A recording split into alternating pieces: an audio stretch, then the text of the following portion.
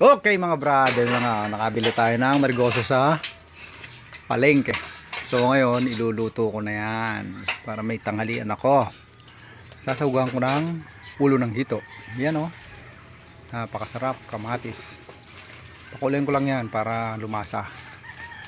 Tapos siyempre mas masarap pag sa kakao niluto yan eh. So ngayon kaya rin yan, lalagay na natin yung marigoso. Pakaluglog nyo lang kung magluluto kayo nito kasi maraming lupa kasi nakagapang to sa lupa kaya dapat malinis. So ngayon hulog na natin, baka ihulog pa ng iba. So yun na nga mga brad, no?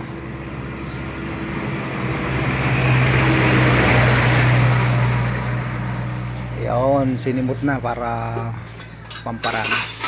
So ang pagluto nga pala nito mga brad, hinay-hinay lang yung kan. Kasi pag pinakakulo mo to, hindi kailangang lutong-luto kasi papait yan. Kaya mas maganda half cook. Yan, konting palang luto. Bibiling na natin yan. Tapos tatakpan ko na yan. Tatakpan na natin yun. So maya lang mga 2 to 5 minutes luto na yan, yung umukulo na dyan. So niluto ko sa kahoy kasi mas masarap to pag sa kahoy. Yan konting halo-halo. Yan, sabi nila papait, talagang mapait, literal na mapait yung marigoso. Ang makakakain lang yan yung mga mahihilig sa marigoso. Maganda yan sa may mga diabetic. Ayun binuhos na dyan mga brad.